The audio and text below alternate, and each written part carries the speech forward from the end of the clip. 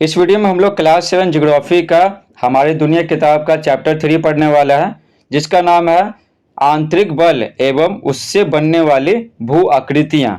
तो इस वीडियो में हम लोग इस चैप्टर का A to Z question answer solve करेंगे। तो देखते हैं कौन कौन सा क्वेश्चन आंसर दिया हुआ। आई होप आप ये चैप्टर पढ़ लिए होंगे। अगर आप चैप्टर पढ़े हुए रहेंगे ना तो आपको अच्छे से समझ में आएगा। तो अभ्यास सॉल्व करेंगे। तो पहला सवाल है, देख लेते हैं। पहला सवाल देखें, पहले अभ्यास सॉल्व करेंगे। पहला सवाल, सही विकल्प को चुनें। छोटा नागपुर क्या है? तो छोटा नागपुर क्या, एक पठार है। ठीक है, छोटा नागपुर का क्या है, एक पठार है। भू सतह पर भूकंप के केंद्र के ऊपर स्थित स्थान को स्थान क्या कहलाता है? तो ये अधिक केंद्र कहलाता है। तो अधिक केंद्र पे ही भूकंप के झटके सबसे पहली बार महसूस किए जाते हैं। नेक्स्ट है 3, भारत को कितने भूकंप तीव्रता के क्षेत्रों में बांटा गया? तो भारत को चार भूकंप तीव्रता के क्षेत्रों में बांटा गया। 4 है, सतपुड़ा पर्वत उदाहरण है। तो सतपुड़ा पर्वत भ्रंशोथ पर्वत का उदाहरण है। ठीक है, आगे बढ़ते हैं। 2, सही मिलान कर लिखिए। तो सही मिलाना है। हिमालय क्या है? हिमालय वलित पर्वत है। ठीक है, हिमालय वलित पर्वत का उदाहरण है। फ्यूजीयामा ये संचयन पर्वत का उदाहरण है। ठीक है, अरावली ये अवशिष्ट पर्वत का उदाहरण है। ठीक है, और दक्कन ये लावा निर्मित पठार है। ठीक है, दक्कन क्या है? लावा निर्मित पठार है। 3 पढ़ते हैं। 3, स्पष्ट कीजिए। अधिकेंद्र, उद्गम स्थल, सिस्मोग्राफ, रिक्टर स्केल, यानी इसका परिभाषा देना है। ठीक है, तो चलिए आपको पीडीएफ से बताते हैं जो स्पेशल आपके लिए बनाया है। तो देखिए यहाँ पर स्पष्ट कीजिए। तो सबसे पहले अधिकेंद्र पढ़ेंगे। अधिकेंद्र, उद्गम केंद्र के भू सतह पर उसके निकटतम स्थान को अधिकेंद्र कहा जाता है। उद्गम स्थल मतलब क्या? जहाँ भूकंप उत्पन्न होता है। तो उसके जैसे भूकंप यहाँ उत्पन्न हुआ, इसके जस्ट सामने जो सबसे कम दूरी पे है, तो ये जो स्थान है उसको बोलते हैं अधिकेंद्र। ठीक है, उद्गम केंद्र के भू सतह पर उसके निकटतम स्थान को अधिकेंद्र कहा जाता है। अधिकेंद्र के निकटतम भाग में सर्वाधिक कंपन होता है एवं वहाँ सर्वाधिक क्षति होती है, क्योंकि भूकंप की तीव्रता वहाँ पर बहुत ज़्यादा होता है, तो क्षति भी तो सबसे ज़्यादा वहीं होगा। नेक्स्ट देखिए, उद्गम केंद्र किसको कहते हैं? जहाँ क्या बोलते हैं, भूमि के अंदर, पृथ्वी के अंदर जहाँ कंपन शुरू होता है, भूकंप उत्पन्न होता है, उसी को बोलते हैं उद्गम केंद्र। तो लिखेंगे कैसे? भू परपट्टी के नीचे का वह स्थान जहाँ कंपन शुरू होता है उद्गम केंद्र कहलाता है। भू परपट्टी पिछले चैप्टर में पढ़ चुका है कि ये क्या होता है। ये पृथ्वी के सबसे ऊपरी परत को भू परपट्टी कहते हैं। ठीक है, तो भू परपट्टी के नीचे का वह स्थान जहाँ कंपन शुरू होता है, उत्पन्न होता है, उद्गम केंद्र कहलाता है। नेक्स्ट है सिस्मोग्राफ, भूकंप की तीव्रता मापने वाले यंत्र को सिस्मोग्राफ कहते हैं। तो भूकंप की तीव्रता इसी से मापते हैं, मशीन सिस्मोग्राफ। रिक्टर पैमाना भूकंप की तीव्रता मापने की इकाई है। जैसे लंबाई को मापते हैं ना, स्केल देखे होंगे, सेंटीमीटर, मिलीमीटर, मीटर, ये सब में मापते हैं ना। तो एक पैमाना है लंबाई को मापने का, तो भूकंप को मापने का भी तो रहना चाहिए कि कितना तीव्रता का भूकंप आया है।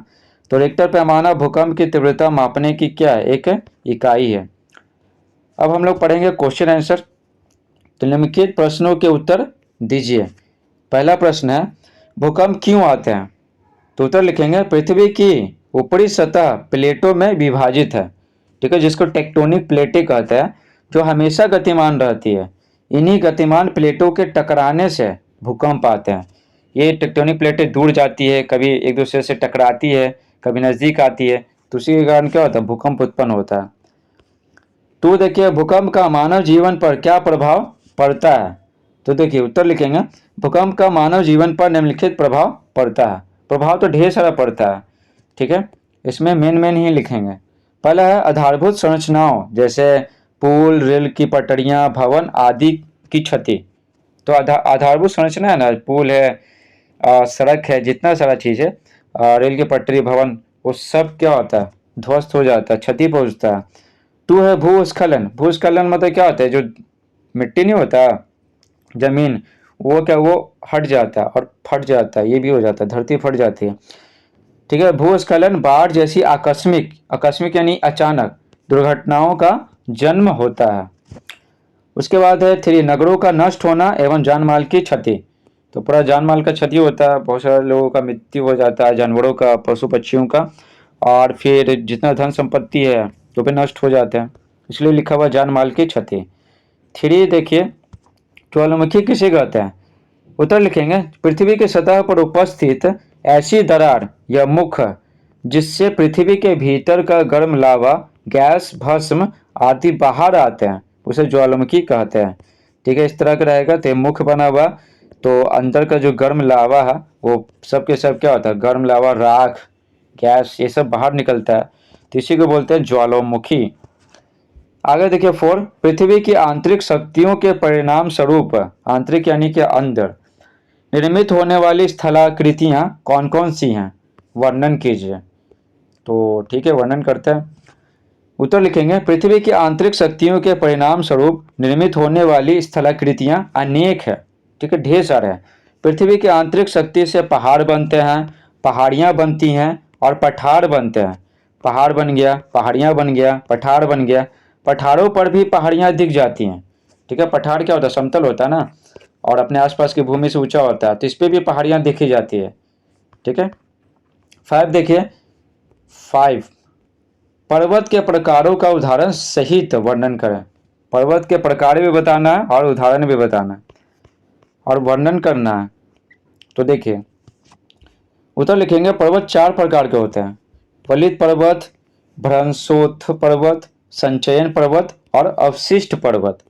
ठीक है, और वर्णन भी करना और उदाहरण भी देना, आप याद रखिएगा। तो वलित पर्वत, दो विपरीत दिशाओं से जब एक ही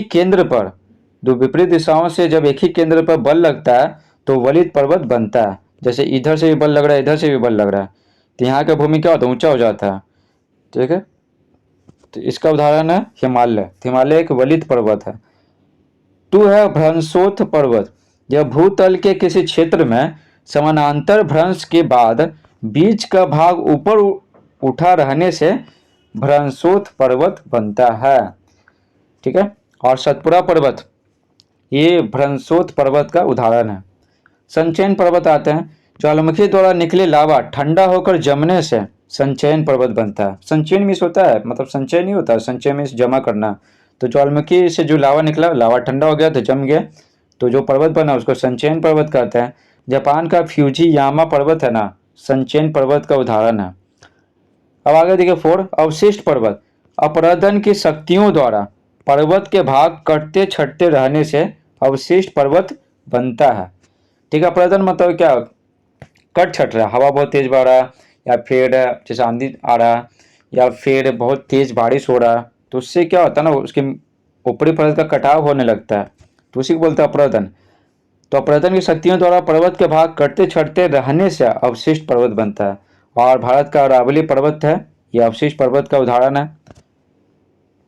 ठीक है, तो ये याद रखिएगा। ये सतपुरा पर्वत है, महाराष्ट्र वाले इलाके में पड़ता है, और हिमालय तो पता ही है, ये पूरा पड़ता है। ठीक है ना, ये क्या बोलते हैं, जम्मू कश्मीर से लेकर ये अरुणाचल प्रदेश तक जाता है उत्तर भारत में। और जापान तो पता ही है कहाँ है। उसके बाद अरावली पर्वत, अरावली पर्वत है ना, ये क्या बोलते हैं, राजस्थान वाले इलाके में पड़ता है। 6 है, भूकंप से होने वाली क्षति से हम कैसे बच सकते हैं? ठीक है, उत्तर लिखेंगे, भूकंप से होने वाली क्षति से हम तभी बच सकते हैं जब नागरिक इससे बचने के उपायों से अवगत हो। ठीक है, अगर उनको पता रहेगा कि भूकंप आएगा तो क्या क्या हिदायतें बरतनी चाहिए, तभी ना वो पालन करेंगे। भवन निर्माण में भूकंप रोधी तकनीक का इस्तेमाल करना चाहिए। बहुत सारे लोग क्या होता है ना, वो नकली नकली सस्ता सस्ता सीमेंट ये सब इस्तेमाल करते हैं, और फिर जब भूकंप आता है तो उनका घर गिर जाता है। तो भूकंप रोधी तकनीक का इस्तेमाल करना चाहिए, और घर बनाने का एक तरीका भी होता है। इस प्रकार से पूरा चैप्टर समाप्त होता है। आई होप आपको वीडियो पसंद आया होगा। Thanks for watching.